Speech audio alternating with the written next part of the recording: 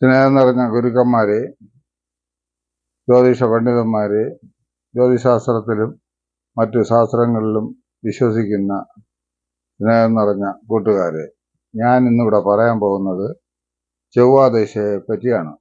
കഴിഞ്ഞ പ്രാവശ്യം ശുക്രദശയുടെ ഗുണങ്ങളും ദോഷങ്ങളും പറഞ്ഞു. ഇനിയിപ്പോൾ ചൊവ്വയുടെ ഗുണങ്ങളും ദോഷങ്ങളും നമ്മൾ പറയുന്നു. നവഗ്രഹങ്ങൾ, അത് 9 ഗ്രഹങ്ങൾ: ആദിത്യൻ, ചന്ദ്രൻ, ചൊവ്വ, രാഹുർ, വ്യാഴൻ, ശനി, ബുധൻ, കേതു, ശുക്രൻ.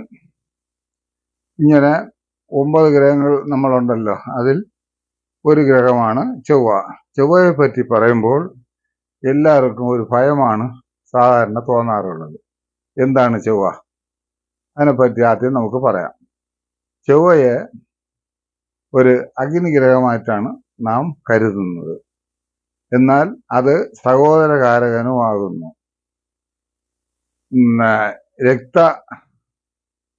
രക്തം, മുറിവ്, ചതവ് ഇതെല്ലാം ചൊവ്വയുമായി ബന്ധപ്പെട്ട് നിൽക്കുന്നു. അതുപോലെ അഗ്നി, ശസ്ത്രം, ആയുധം, വിഷം, ഇതും ചൊവ്വയെ പറ്റി നാം സാധാരണ പറയാറുണ്ട്.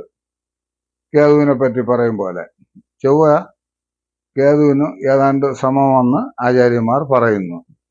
എന്നാൽ ചൊവ്വയ്ക്ക് നല്ല ഗുണങ്ങളും ധാരാളമുണ്ട്.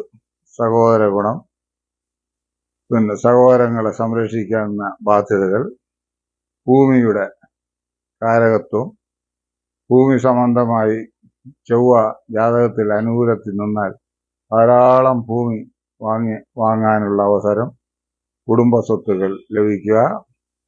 അതുപോലെ തന്നെ പഞ്ചഭൂതങ്ങളിൽ അഗ്നിയായിട്ടാണ് ചൊവ്വയെ സങ്കല്പിക്കുന്നത്.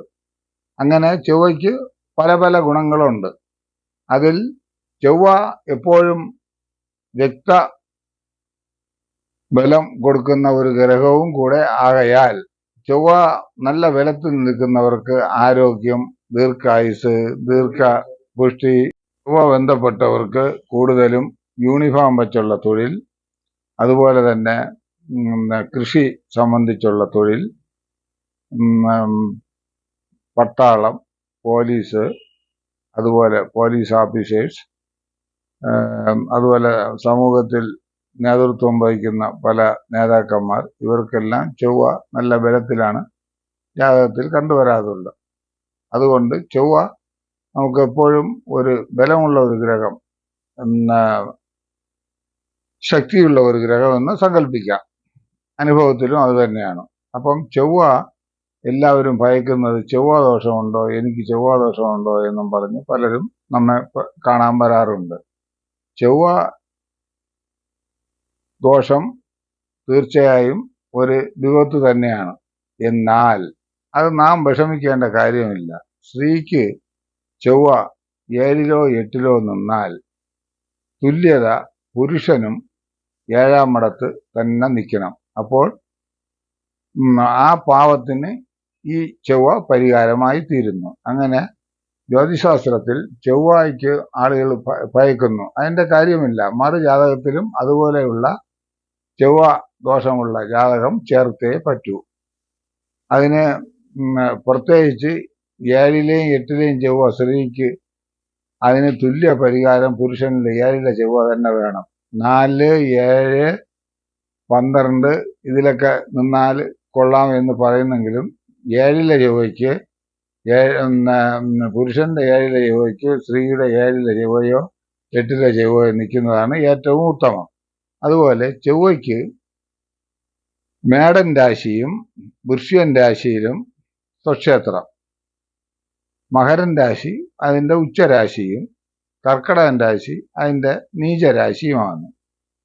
ചിലർ പറയും ഈ രാശികളിൽ ചൊവ്വ നിന്നാൽ ഒട്ടും ചൊവ്വ ദോഷമില്ല എന്ന്. അതത്ര ശരിയെന്ന് നാം എടുക്കണ്ട. ആ ചൊവ്വ എവിടെ നിന്നിരുന്നാലും വിവാഹസ്ഥാനവുമായി ബന്ധപ്പെട്ട് നിന്നാൽ ചെറിയ ചെറിയ ദോഷങ്ങൾ ഉണ്ട്. മറുജാതകവും നാം സൂക്ഷ്മമായി പരിശോധിക്കണം. അതുപോലെ പിന്നെ ഇനിയൊരു സംശയമുള്ളത്, വിവാഹ പൊരുത്തത്തിൽ വേറൊരു പ്രശ്നവുമുണ്ട്. ചൊവ്വ 2 പേർക്കും ഒരുപോലെ ഇരിക്കുന്നു. അയ്യോ, ദോഷമല്ലല്ലോ, ചൊവ്വ ദശ 2 പേർക്കും തുല്യമാണല്ലോ, അപ്പോൾ ചൊവ്വ ദോഷം തീർന്നല്ലോ. എങ്കിലും പല ചൊവ്വാദോഷമുള്ള രണ്ടുപേർക്ക് ഒരുപോലെ ചൊവ്വാദോഷമുള്ള ജാതകങ്ങൾ പരാജയത്തിലേക്ക് കലാശിക്കുന്നു. അതിന്റെ കാരണം പൊരുത്ത വിഷയത്തിൽ 2-3 കാര്യങ്ങൾ നാം പ്രത്യേകം ശ്രദ്ധിക്കണം. നക്ഷത്ര പൊരുത്തത്തിന്റെ കാര്യങ്ങളും മറ്റു കാര്യം അടുത്ത് ഇതിൽ പറയാം. പക്ഷേ ശ്രീയുടെ 7ാം ഭാവാധിപതിയായ ഗ്രഹം ബലവാനായി നിൽക്കുകയും അതുപോലെ 5ാം ഭാവാധിപതിയായ ഗ്രഹം നല്ല ബലവും ഐശ്വര്യവും ആയി നിന്നാൽ അതിന് തുല്യത പുരുഷ ജാതകത്തിലും നാം പൊരുത്തം നോക്കുമ്പോൾ പുരുഷന്റെ 5ാം ഭാവാധിപതിയും 7ാം ഭാവാധിപതിയും ബലമായി നിൽക്കണം. ഒരാളിന് 5ാം ഭാവം മറഞ്ഞും ഒരാളിന് 5ാം ഭാവം ബലമായി നിന്നാൽ തമ്മിലുള്ള മനസ്സ് ഐക്യത കുറയും. അത് നമ്മൾ പരിചയത്തിൽ കൂടെ പഠിക്കേണ്ട ഒരു കാര്യമാകുന്നു. അതാണ് ചില ചൊവ്വ ദോഷങ്ങൾ ഉള്ള ജാതകങ്ങൾ തമ്മിലും പിരിഞ്ഞു പോകുന്നതിന്റെ കാരണം. അതുപോലെ ശുക്രനും നാം ശ്രദ്ധിക്കണം. പൊരുത്ത വിഷയത്തിൽ ശുക്രന് രണ്ടുപേർക്കും പാവബലം അല്ലെങ്കിൽ പാവമധ്യസ്ഥിതി ഉണ്ടായിരുന്നാൽ ഏറ്റവും ഉത്തമമായിരിക്കും. ഇനി ചൊവ്വ എങ്ങനെയൊക്കെ നമുക്ക് ഗുണം ചെയ്യും അല്ലെങ്കിൽ ദോഷം ചെയ്യും? ചൊവ്വ ലഗ്നം എന്ന് വെച്ചാൽ 1ാം ഭാവത്തിൽ ചൊവ്വ നിന്ന് കഴിഞ്ഞാൽ അവൻ ധൈര്യമുള്ളവനായിരിക്കും, ശരീരപുഷ്ടി ഉണ്ടായിരിക്കും, ഇടവിട്ട് തലവേദന കൂടെ ഉണ്ടായിരിക്കും എന്നുള്ളതേ ഉള്ളൂ. അതുപോലെ ചൊവ്വ 2ാം ഭാവത്തിൽ നിന്നാൽ അവൻ അല്പ ദേഷ്യക്കാരനായിരിക്കും. എങ്കിലും കുടുംബം നോക്കുന്നതിൽ മിടുക്കനായിരിക്കും. ആദ്യകാലങ്ങളിൽ കുടുംബത്തിന് അല്പ അരിഷ്ടതകൾ ജാതകന്റെ ജനനം കൊണ്ടുണ്ടാക്കും. അതുപോലെ 3ാം ഭാവത്തിൽ ചൊവ്വ നിന്ന സഹോദര കാരകത്വം ഭവിച്ചതാണല്ലോ 3ാം ഭാവം. അപ്പം 3ാം ഭാവത്തിൽ ചൊവ്വ നിന്നാൽ സഹോദരന് ദുരിതങ്ങൾ ഉണ്ടാക്കും. എങ്കിലും ജാതകന് ധൈര്യവും വീര്യവും എല്ലാം ഈ 3ാം ഭാവത്തിലെ ചൊവ്വ കൊടുക്കും. അതുപോലെ 4ൽ ചൊവ്വ നിന്നാൽ ഗുണം കൂടുതലും മറ്റ് ബന്ധുക്കൾക്കായിരിക്കും. 4ലെ ചൊവ്വ മാതാവിനും പിതാവിനും ആദ്യകാലങ്ങളിൽ അരിഷ്ടതയും ജാതകന് ബാലപീഡകളും ഗ്രഹവുമായി ബന്ധക്കുറവും ആദ്യകാലങ്ങളിൽ ഉണ്ടാക്കും. അതുപോലെ 5ൽ ചൊവ്വ നിന്നാൽ 5 പുണ്യസ്ഥാനവും സന്താനഭാവവുമാകുന്നു. അവിടെ ചൊവ്വ നിന്നാൽ സന്താനങ്ങൾക്ക് അല്പ താമസ തടസ്സങ്ങൾ ഉണ്ടാക്കും. പക്ഷേ 9ാം ഇടത്ത് ശുവൻ നിന്നു കഴിഞ്ഞാൽ വേഗം ഇത് ഈ ദോഷം പരിഹരിച്ചു മാറ്റും. അതുപോലെ 6ൽ ചൊവ്വ നിന്നാൽ ശത്രുഭാവത്ത് തന്നെ 6ാം ഭാവം ശത്രുഭാവമാണല്ലോ. അവിടെ ചൊവ്വ നിന്നാൽ ശത്രുക്കൾ ചിലപ്പോൾ മിത്രമാവും, ചിലപ്പോൾ മിത്രങ്ങൾ ശത്രുക്കളാവും. അങ്ങനെ രണ്ടും തുല്യത്തില് നിൽക്കും. അതുപോലെ 7ൽ നിന്ന നേരത്തെ പറഞ്ഞതുപോലെ വിവാഹ സംബന്ധിയമായി അരിഷ്ടതകളുണ്ട്. അതിന് മറുജാതക ബന്ധവുമായി പരിശോധിച്ച് നടത്തേണ്ടതാകുന്നു. അതുപോലെ അഷ്ടമത്തിലെ ചൊവ്വ പുരുഷനാണെങ്കിൽ എത്ര തന്നെ കുടുംബത്തിന് വേണ്ടി അധ്വാനിച്ച് ചെയ്തിരുന്നാലും കുടുംബക്കാർ ഒരു വില വയ്ക്കുകയില്ല. അല്ലെങ്കിൽ കുടുംബക്കാരിൽ നിന്നുള്ള വലിയ ഒരു സ്നേഹബന്ധം അല്ലെങ്കിൽ കൂട്ടുകാരിൽ നിന്നുള്ള ഒരു സ്നേഹബന്ധം ആദ്യകാലങ്ങളിൽ ലഭിക്കുകയില്ല. അതുകൊണ്ട് സ്ത്രീക്ക് അഷ്ടമത്തിലെ ചൊവ്വ പതൃസ്ഥാനമാകുന്നു. അതുകൊണ്ട് സ്ത്രീക്ക് ദോഷമല്ല. ചൊവ്വ അഷ്ടമത്തിൽ നിൽക്കുന്ന പുരുഷൻ പ്രത്യേകം ശ്രദ്ധിച്ചുകൊണ്ടാൽ മതി. കൂടുതൽ കാര്യങ്ങളിൽ ഇടപെട്ട് നമുക്ക് ധനനഷ്ടം കൈവരിക്കാൻ പാടില്ല.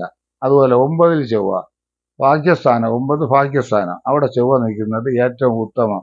പ്രതീക്ഷിക്കാതെ ഭാഗ്യങ്ങൾ, ഭൂമിലാഭം, ഗ്രഹലാഭം, സന്തോഷം, സുഖം എന്നിവ ഉണ്ടാകും. അടുത്ത് 10ൽ ചൊവ്വ. 10ലെ ചൊവ്വ കർമ്മപുഷ്ടിയുടെ ഭാവത്തിലാണ്. കർമ്മം അത് തൊഴിലിൽ പ്രശസ്തനായിരിക്കും. ഒരു ചിട്ട അദ്ദേഹത്തിന് ഉണ്ടായിരിക്കും. നിയമകാര്യങ്ങളിൽ താല്പര്യം. പല നിയമജ്ഞരും വലിയ നിലയിൽ സ്ഥിതി ചെയ്യുന്ന ഉദ്യോഗസ്ഥരും ഉദ്യോഗ മണ്ഡലങ്ങളിൽ ശോഭിക്കുന്നവർക്കുമെല്ലാം കർമ്മസ്ഥാനത്ത് ചൊവ്വ ഉണ്ടായിരിക്കും. അതുപോലെ തന്നെ മിലിറ്ററി, പൈലറ്റ്, എയർഫോഴ്സ്, നേവി ഇങ്ങനെയുള്ള വലിയ ഓഫീസേഴ്സിന്റെ കർമ്മസ്ഥാനത്ത് ചൊവ്വ നിൽക്കുക ഉണ്ടായിരിക്കും. അതുപോലെ 11 ചൊവ്വ നിന്നാൽ സർവ അവിഷ്ടം, എല്ലാ അവിഷ്ട ഭാഗ്യങ്ങളും ജാതകർക്കുണ്ടാകും. ഭൂമിയോഗം മുതൽ ഗ്രഹസൗഖ്യം, മാനസ സൗഖ്യം, ലാഭങ്ങൾ, പ്രതീക്ഷിക്കുന്നിടത്തെല്ലാം വിജയങ്ങൾ, ഇതെല്ലാം ഉണ്ടാകും. 12 ചൊവ്വ നിൽക്കുന്നത് ചില സമയങ്ങളിൽ ദോഷങ്ങൾ ഉണ്ടാക്കും.